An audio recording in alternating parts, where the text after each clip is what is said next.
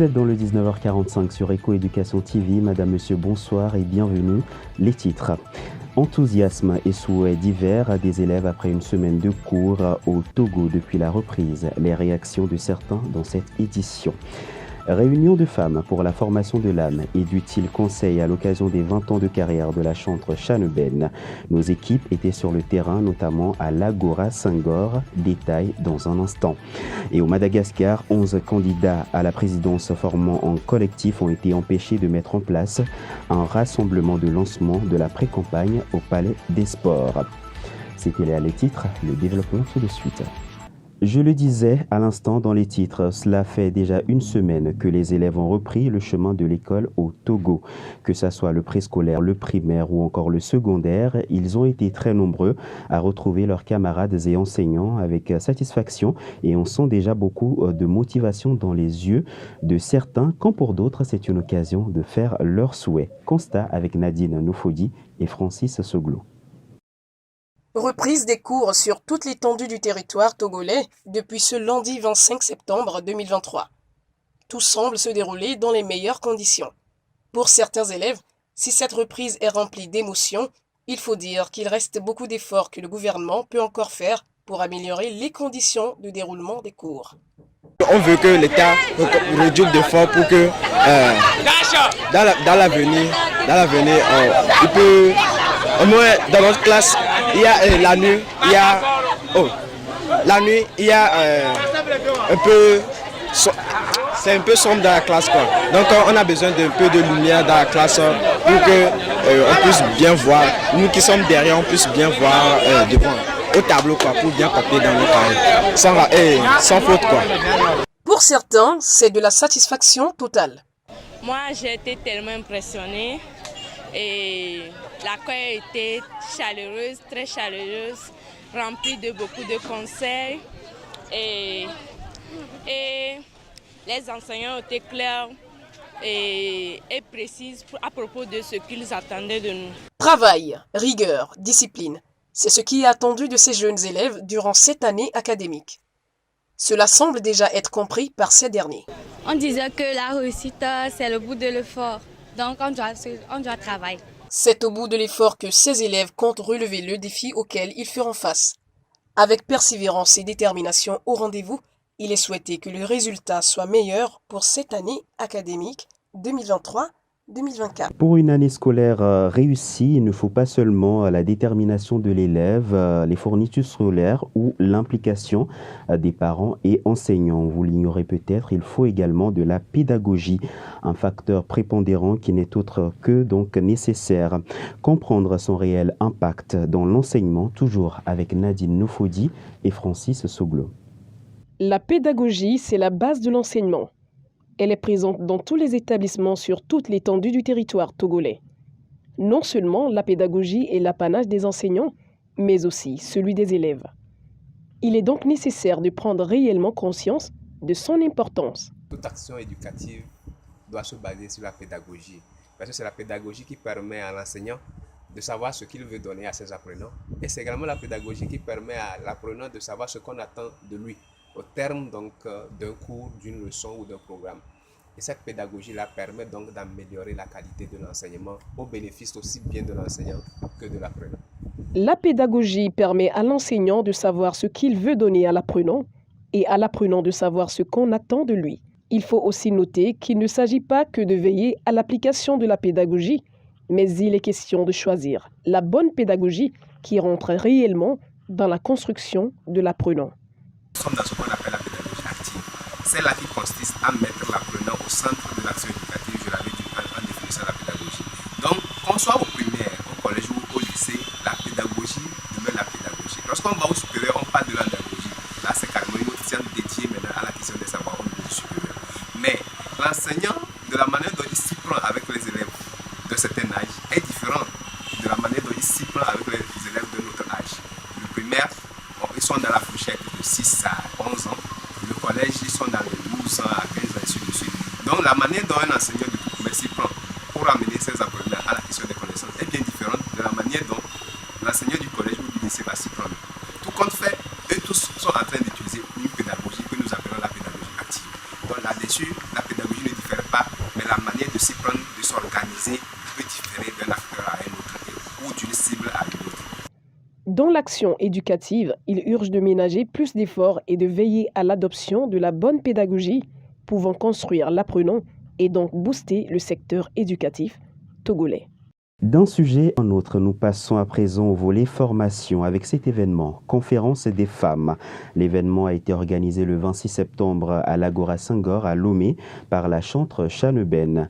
Axé sur le thème Femmes, restaure ton identité, il a eu pour objectif de réunir les femmes et de mettre l'accent sur la formation de l'âme. À l'occasion de ses 20 ans de carrière et outre les concerts de célébration, Chaneben a donc voulu faire participer de nombreuses personnes à cette conférence d'information et de conseils pour l'épanouissement des femmes. Un œil sur l'actualité internationale, à présent à Madagascar, lors d'une tentative de rassemblement dans la capitale, le collectif des 11 s'est vu empêché de faire le lancement de sa pré-campagne. Plus de détails dans ce reportage de nos confrères d'Africa News. À Antananarivo, un collectif de 11 candidats à la présidence de Madagascar a été empêché de tenir un rassemblement vendredi alors qu'il tentait de rallier l'avenue de l'indépendance avec des partisans. Le collectif qui réclame la signature d'un accord politique menace de tenir un rassemblement dès ce lundi si rien n'est conclu avant. Les candidats a souhaité s'enquérir des nouveaux programmes du palais pour qu'on puisse l'utiliser dans les prochains jours. Mais malheureusement, nous avons été empêchés par les forces de l'ordre. Et donc, s'il n'y a pas de place pour nous exprimer, ben nous irons sur la place publique, là où tout le monde s'est exprimé pour sauver la démocratie à Madagascar. Ce n'est pas seulement le fait que certains sont autorisés à entrer et d'autres non. Il y a un sentiment d'inégalité dans cette situation et nous ne pouvons rien faire.